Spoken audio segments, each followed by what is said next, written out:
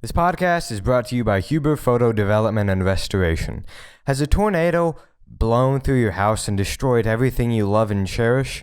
I know I've been there before.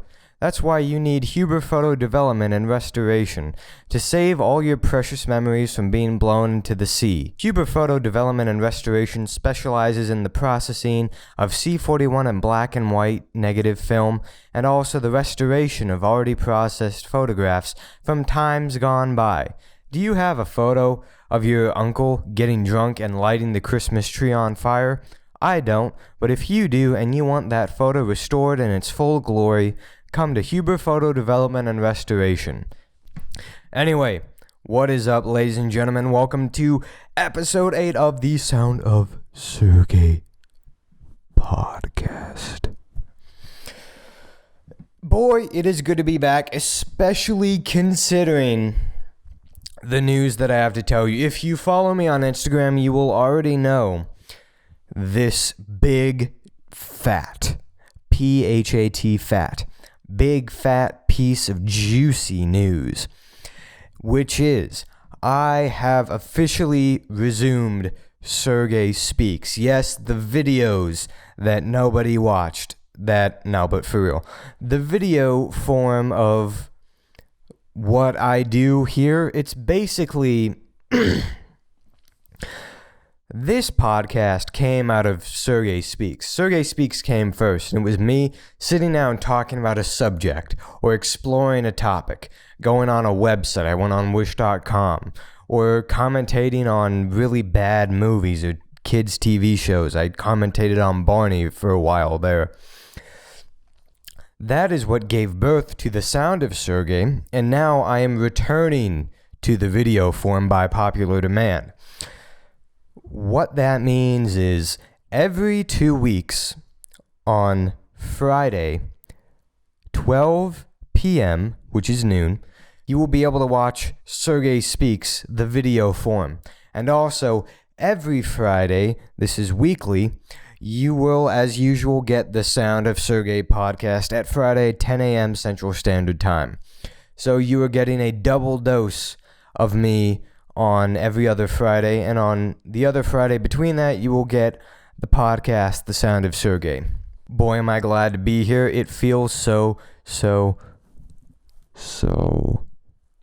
good to be back recording the podcast. It feels like it's been a long time, but really, it's just been 1 week. It's the same amount of time that I normally would do, and I'm so glad that I am back. And boy, do I have a myriad of things that I need to tell you guys about. For one, a couple days ago, this was Saturday, I went with my friends. If you remember, I told the Dracula dream, and the Dracula dream, I mentioned a guy named Matt. And in real life, I went to Wingstop with this Matt, and I also went with, in the last episode, into the Lion's Den, aka Marshall County. I mentioned there was a guy named Elliot who was a twin. So I went with Elliot and Matt to Wingstop, and it was a great time. Listen, if there's anything that will pick me up if I'm like in a slump, if I'm sad, if I'm crying, if I'm depressed, if I'm about to go and stick up a Dollar General for a bag of Smart Food white cheddar popcorn to relieve my sadness, I don't have to do that. What I have to do is organize a meeting with, a couple buddies and just go to Wingstop, and then boom, it's like an antidepressant, except these work and it doesn't make you shoot up a school. So I go to Wingstop with Matt and Elliot, and we have a great time. Afterwards, we head to the baseball fields in Lone Oak, and we have a good time there. Which, by the way, you don't want to be like 17-year-old kids sitting at the park, because then you just look really creepy. Especially like Matt yells out, "Everybody take your shirt off." And I don't like, dude, Matt, what are you doing? Even Elliot was like, what on earth is going on? I didn't even participate. Because, listen, I don't want to become a sex offender. You can become a sex offender by urinating on a tree in public. That's a real reason you could become a sex offender, is public urination. It's happened before. Look it up. At a certain point, I don't know how we get to the topic of AOC, By AOC, I mean Alexandria Ocasio-Cortez, which is, if there's ever a butchering of a name, I think that people butcher my name, Sergey Nikolaevich Ivanov. I think people butcher my name. That is nothing compared to what I'm sure I just did to AOC's name. But Matt and Elliot, we're all hanging out. We start talking about AOC. And they start talking about the politics. And I barely know anything about AOC. And I still don't. So I go on my phone and I look up Alexandria Ocasio-Cortez. And I type that in and I start scrolling through Google Images and I realize, oh dang. And then we start talking. I'm like, the question I posed to them is basically, if AOC went to your high school and she was your age, like if we time traveled, or if AOC, when she was a teenager, time traveled and went to McCracken County High School, if she went to your school, would you slide in AOC's DMs? And Matt said no, because he was like, oh, AOC's crazy. I'm like, well, perfect. I mean, those are the best kind. No, but for real. Listen, I have had too many relationships with crazy women. Like, I have dated people who tried to get me to, like, self-harm because they thought it would, like, make them feel better. Not me, them. I've dated some crazy people. There was this one girl who stabbed me, and there's still a scar on my right arm. I mean, it's not, I can't show you because this is a podcast, but I have been stabbed. It didn't hurt that much, but Matt said no, and I basically tell them this: if you look at AOC now, you only can see the fact that she is a blatant socialist. Whatever you believe about that, whatever. That's not important. But that's what people see, the first thing. Because not many people are socialists in America. Like, that's not a common thing to be. So that's the thing that sticks out the most. But the thing that does not stick out is, like, I showed them a picture of her when she was at Boston University or wherever, and she's like dancing in some video, and she was thick. Dude, AOC, if she went to my high school, I would slide in the DMs now. Like, if I ever got invited to the White House or wherever she is, where does she go? I don't know where she works. Like, where does she work? The post office? I don't know. AOC is not that bad. Everyone, when they bring up AOC, brings up her politics, but very few people bring up how attractive AOC actually is. I mentioned that I've dated some crazy people, and this does not make anyone crazy, but I'm about to bring up something that I see a lot, and I don't understand it. It doesn't make sense to me. I guess this is just a male-female thing. In life, there are male-female things, and I think this is one of them. Almost every single girlfriend, like serious relationship girlfriend, I don't mean like the kind that you're like, oh, well, I'm in town for a few days, and it's like, no, not that kind, but like serious, 2+ months. Every time I've been in one of those relationships, each girlfriend has volunteered me their phone password. And this is something that I actually did some digging. By did some digging, I mean I asked like 2 dudes. That's apparently a thing that a lot of females do, is like females will start dating someone and then they will just offer up their password to their significant other. Like, I'll tell you a story. There was one time that I was, with a girl, and she was like, hey, do you want to know my phone password? I'm like, no. What? Why do I need your phone password? What would I, for what reason do I need the password to your phone? She goes, well, what if you need to check something? It's like, what do you mean check something? Like, check the weather? I can just look at the clouds. Like, send a text? I've got smoke signals. I don't need your phone password. And I guess that's just something that women like to do. Because even my sister did it to her boyfriends or whatever. This is just something that, I don't know, I guess it's like an insecurity thing. It's one of those things that they have an idea of, relationship goals. They know your password. But like, what would I do with the password to your phone? And here's why you don't want to do that. Because that girlfriend, she asked me, do I want the I said, no, I don't want it. And she goes, why not? And I go, first thing, for the reasons I just said. Second, the minute you accept that, the minute you agree to knowing her password, and this is advice to guys, the minute you agree to knowing her password, you're opening the door and making way, because this is my guess. I don't know. My hypothesis is that is just step one of a long-term plan. They ask, hey, do you want my phone password? And you go, sure, tell me your phone password. And they tell you your phone password, or they tell you their phone password. But then, a week later, you haven't done anything with their phone. You haven't done it. You haven't gotten into their phone because you don't need to get in their phone. You have no reason to get in their phone. You don't have a use for it. It doesn't benefit you. And then they're like, hey, remember when I gave you my password? Have you ever gotten into my phone?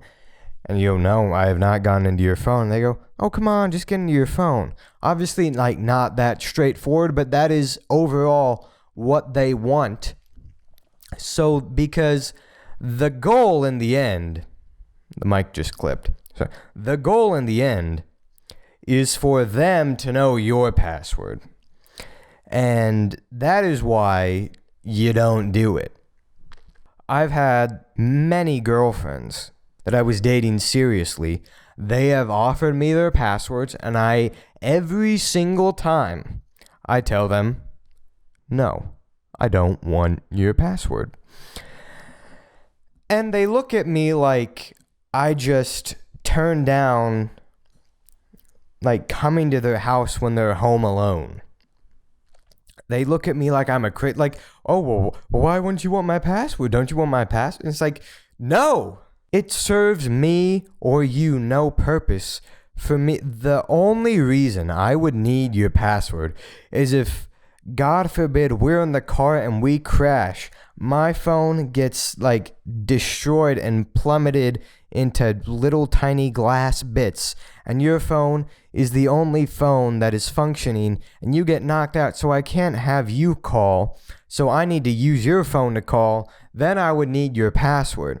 But that is such a ridiculous concept that I really doubt that would be something you need to worry about.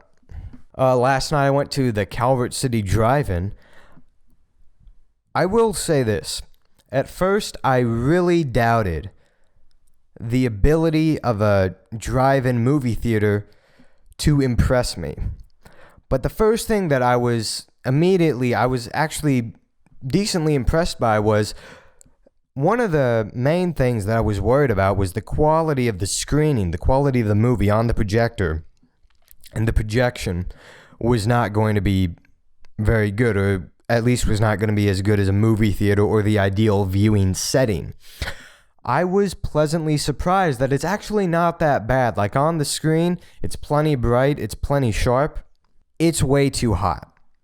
Living in Kentucky, it is too hot to go to the drive-in movie theater during the summer. I think maybe if you get to October, that is when you want to go to the drive-in movie theater.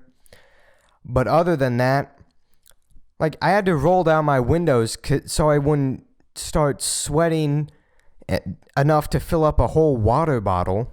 So I didn't want to sweat. I rolled down the windows. But then the problem is you roll down the windows and the condensation or whatever fogs up your windshield so you can't actually see the movie. So I go sitting trying to watch Jaws, an Oscar-winning motion picture. And I've just got fog on my windshield, and I see through my dirty windshield. I'm watching the scene where the USS Indianapolis scene, and it's just... I can't see anything. It looks like I'm squinting my eyes. I'll tell you what happened. First thing, I hate Calvert City because it is so confusing to go anywhere, at least in my opinion. Also, the drive-in is in the middle of nowhere, and I guess that's where you would ideally want a drive-in movie theater to be because it's quiet. It's not like right next to a highway where there's horns honking and like lights flashing or whatever. So I guess that's a good thing. But it was super hard to find. By the way, when I left, it was 1 a.m. I got lost. I got lost after the movie so bad. I was going home. It's 1 a.m. And I knew I was wrong when I start going down the road. And I was like, oh, this is probably the road. And I start going on the I-24 bridge. So I go as far as Patty's, which is probably another 20 minutes away in the opposite direction that I'm trying to go from Calvert City Drive-In. I go to Patty's and I pull into Patty's, get some like decent directions on Google Maps, then I drive out. But there's a bit of a problem. I accidentally drive out onto the wrong side, like I'm driving into traffic. But 1 in the actual morning, 1 in the morning is way later than I ever want to be driving. First thing, I don't even know if it's legal. I think there's like a curfew for people under 18. It's pitch black. I'm going into traffic because I don't know any better. So there's not a place to do a U-turn. I literally, in the middle of a road, I just make a wheelie sort of, and then just go the other way to where I can make a U-turn, correct that. Then I'm actually on the way, but then I get lost again, and I start going on the south side. But, okay, that time was on me, because I followed the directions, and I thought that at that point I knew where I was going, and I did not know where I was going. So this is 1 a.m, I'm on the south side.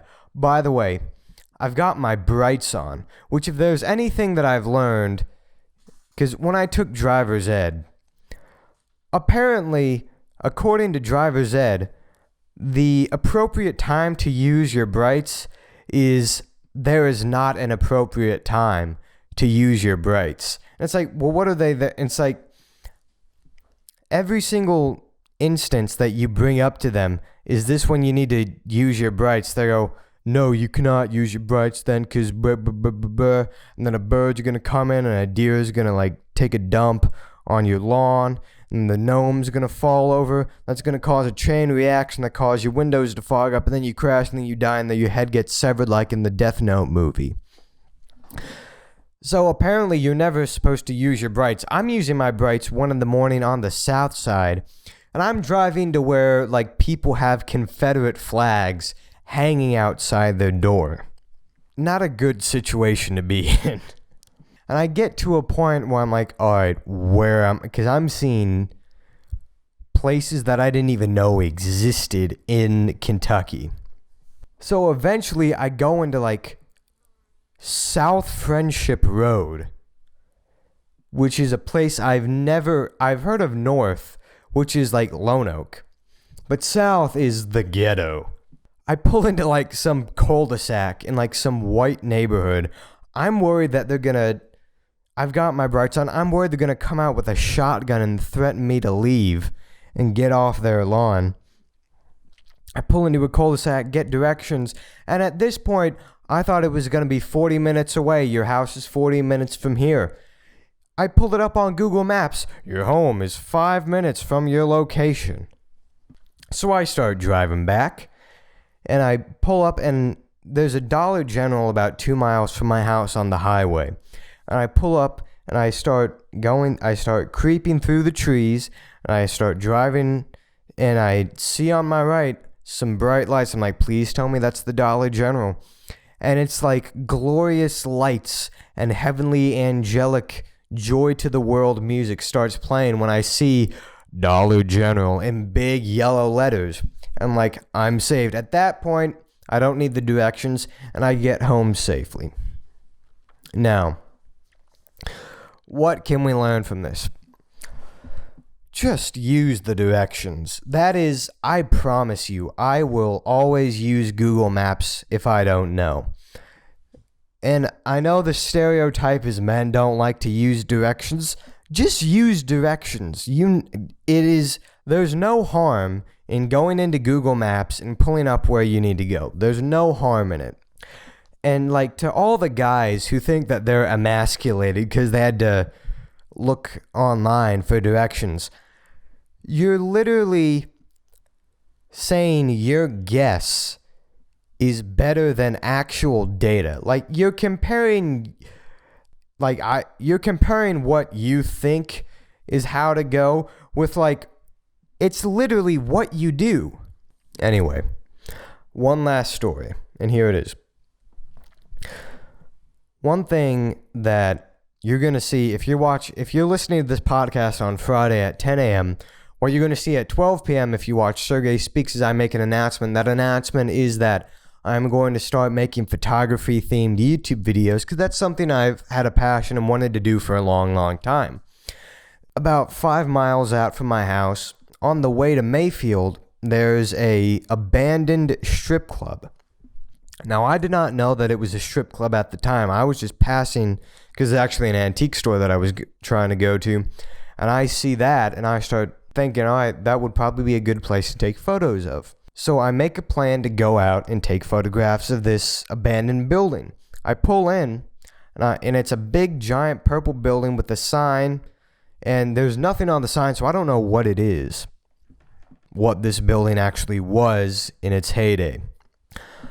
I pull up, I get out with my camera, and I walk up to the door, and it says Electric Monkey Gentlemen's Club, and I go, oh boy, this is perfect. So, I do my photographer thing. I set up compositions. I get everything, I take a light reading. I do all that stuff. But then, in the same parking lot as the strip club is, in the very, very back, with like bridges into a thick area of woods. A thick area of woods. That was embarrassing. I see there's like 3 abandoned, like derelict cars, all rusty. And I go, all right, this is going to be a good opportunity for photos. And I start making my way towards it. I start walking with my camera. And as I'm slowly approaching the cars, what I realize is there's some alarms that start to go off in my head. I start to get a little bit suspicious. This is almost too good to be true. And I start walking. And as I slowly encroach upon these 3 derelict rusty cars, one was like this like 70s looking pickup truck. One was, it looked like it was from the 60s and it was real rusty. One looked like it was from the 80s. I slowly make my way towards it, and I start to get the sense of this horrendous stench, this inconceivably terrible smell that I'm starting to smell as I slowly approach. And I've watched enough crime TV to know that if you see abandoned cars and you start to smell a bad smell, the alarms start going off even worse, because I'm like, am I about to find a dead body in here? If I'm not careful, 6 weeks from now, it's going to be like, Mr. Ivanov, do you swear to tell the truth, the whole truth, nothing but the truth, swear to him? And I affirm, Mr. Ivanov, what did you see that day?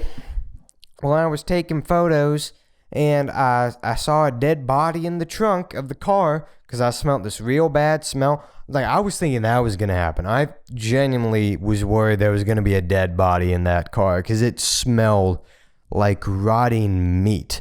I've cooked salmon once, and if you don't cook salmon right, it will smell like some stank feline, if you know what I'm saying. That's not even close to what I'm smelling here. And I start to slowly creep up, And eventually I don't see any bodies, like in the trunks of the car or whatever. That puts me at ease, but then I still go, all right, what is that smell? Then I look on the ground and there's this brown stuff. I'm like, what is that? I think it's like dirt or mud. And it takes me about half a second to realize, oh my gosh. Because in the cars, there were like pillows, empty soda cans, sunglasses, blankets. And I realized there were some squatters living in the cars. What I'm smelling is the feces of a homeless person who has just crapped all over this parking lot. And that is what I'm smelling. So at that point, I'm wishing it was a body, because then it'd be at least a more interesting story than I found homeless person's feces on the ground, and so it's smelling bad. At that point, I'd taken enough photos. I'm like, listen, it's time for me to get out of here, because it's 95 degrees. At that point, my shirt has changed colors. I've sweat so much. And I head home. Anyway, that was the story. Thank you so